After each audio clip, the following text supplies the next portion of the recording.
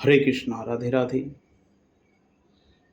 तुम इस दुनिया की भीड़ में खोए हुए हो और उस भीड़ का एक शोर है, एक संगीत है जो तुम्हें दिन रात सुनाया जाता है।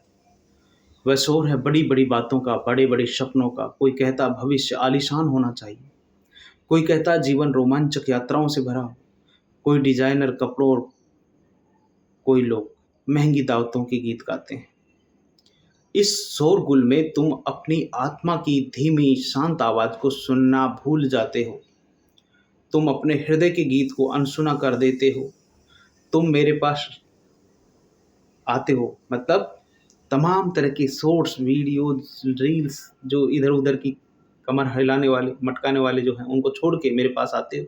तुम्हारे मन में एक अपराध बोध होता है। तुम कहते हो मेरे सपने बहुत बड़े नहीं हैं, मैं कोई दुनिया नहीं जीतना चाहता, ना ही चांद पर पहुंचना चाहता हूँ। क्या मुझ में कोई कमी है? क्या मैं महत्वाकांक्षी नहीं हूँ? और मैं तुमसे पूछता हूँ, ये सपना बड़ा है या छोटा? ये पैमाना तुम्हें किसने दिया? ये नापने का फीता तुम्हें किसने थमाया? ये समाज, ये भीड़, ये बाजार, इन्होंने ही तो तुम्हें सिखाया कि कुछ सपने श्रेष्ठ हैं और कुछ सपने छोटे हैं। ये सरासर झूठ है। ये मनुष्य की आत्मा पर किया गया सबसे बड़ा अत्याचार है। समझो, हर किसी के सपने आलीशान भविष्य के नहीं होते। हर कोई उस दौड़ में शामिल नहीं होना चाहता जहाँ गाड़ियाँ बड़ी करनी है, घर ऊंचे करने हैं और बैंक का खाता और बड़ा करना है। यह एक अंतहीन दौड़ है, यह एक मृग तृष्णा है। तुम जितना इसके पीछे भागते हो, ये उतना ही दूर चली जाती है और अंत में तुम पाते हो कि तुमने जीवन को जिया ही नहीं, बस दौड़ने में ही सारी सांसें गंवा दी। कुछ आत्माएं बड़ी शांत होती हैं, बड़ी गहरी होती हैं। वे इस बाहरी दौड़ में रुचि नहीं रखती। उसकी यात्रा भीतर की है। वे बस अपने शरीर में सुरक्षित महसूस करना चाहती हैं। ये कोई छोटा सपना है क्या? अरे, ये तो सबसे बड़ी साधना है। इस शरीर रूपी मंदिर में घर जैसा महसूस करना, इसके भय और उसकी पीड़ाओं से मुक्त होकर अपने आराम से रहना। योगी और संत इसी की तो खोज कर रहे हैं। तुम जिसे छोटा सपना कह रहे हो, वह तो परम अध्यात्म है।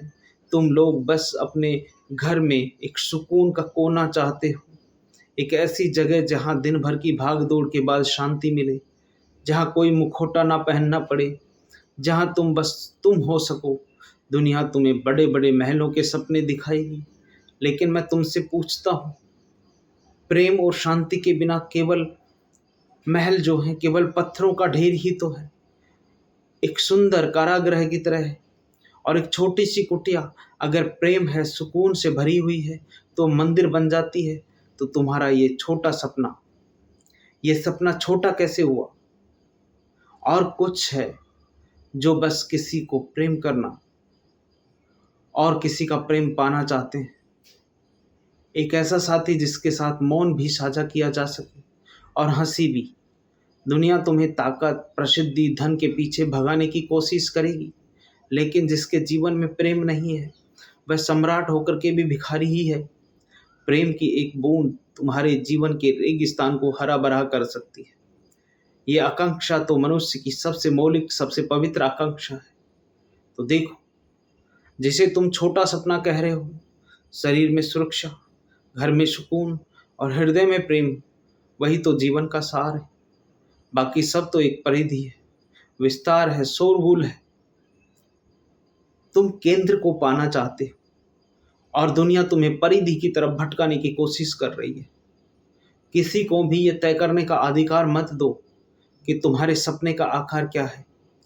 Don't let anyone convince you of you the size of your dreams. कोई सपना छोटा या बड़ा नहीं होता। सपना या तो तुम्हारा अपना होता है, प्रामाणिक होता है, या फिर किसी का उधार लिया हुआ होता है जो झूठा होता है, जिसमें तुम्हें भटकाया हुआ होता है।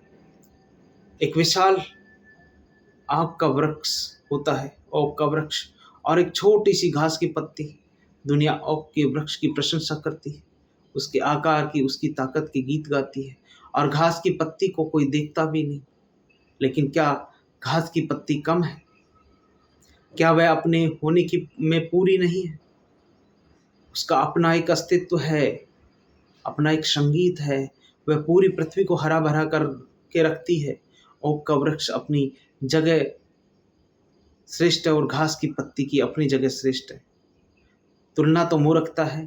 तुम्हारे सपने अगर घास की पत्ती की तरह सरल है तो उन्हें ओक का वृक्ष बनाने की कोशिश मत करो। उस सरलता में ही सौंदर्य है, उसी में सच्चाई है। असली ताकत सपने का आकार नहीं होता। सवाल ये है कि क्या वह सपना तुम्हें जगाता है? क्या वह तुम्हें रोमांचित करता है? As long as it excites and awakes you, follow it through and through. तुम्हारे भीतर एक ज्योति है। सपना वह है जो उस ज्योति को प्रज्वलित करे।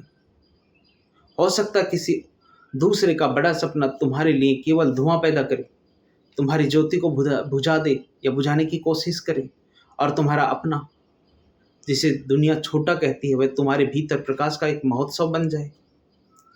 तो मापदंड है क्या? मापदंड यह है कि क्या तुम्हारा सपना तुम्हें सुबह बिस्तर से उठने की एक वजह दे पाता है? क्या वह तुम्हारे जीवन में एक गीत भरता है? क्या उसे सोचते ही तुम्हारे भीतर एक ऊर्जा का संचार हो पाता है? अगर हाँ, तो वही तुम्हारे लिए सबसे बड़ा, सबसे सही सपना है। फिर चाहे दुनिया उसे देखे, सराहे या अनदेखा कर दे, इससे कोई फर्क नहीं पड़ता। तुम्हें दुनिया के लिए नहीं जीना, तुम्हें अपने खुद के लिए जीना है। तुम्हें अपनी आत्मा के प्रति ईमानदार होना है।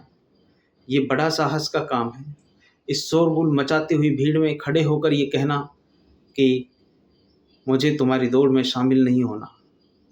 मेरा रास्ता अलग है, मेरी मंजिल अलग है। लोग हंसेंगे, वे तुम्हें असफल कहेंगे, वह तुम्हें असफल कहेंगे, तुम्हें जीवन में भागा हुआ कहेंगे। उनकी राय उनके सपनों और अपने अधूरी इच्छाओं का प्रतिबिंब है, उसका तुमसे कोई लेना देना नहीं है। तुम अपनी धुन में मगन रहो, अपने छोटे से घर को प्रेम से सजाओ, अपने शरीर को सम्मान दो, अपने रिश्तों को समय दो। अगर इसी में तुम्हारा आनंद है तो जान लो कि तुमने जीवन का रहस्य पा लिया है, जो बड़े बड़े सम्राट और विजेता भी नहीं खोज पाए।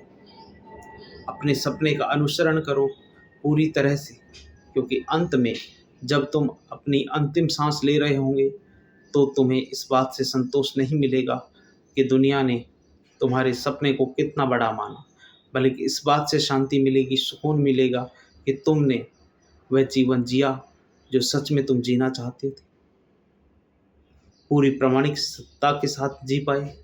अगर हाँ, तो यही अध्यात्म है, यही खुशी है, यही अपने सपनों के साथ जीने की चाह है। हरे कृष्णा, हरे कृष्णा। आप सभी का मंगल हो, कल्याण हो, स्वस्थ मुक्ति हो। भवतु सब मंगलम।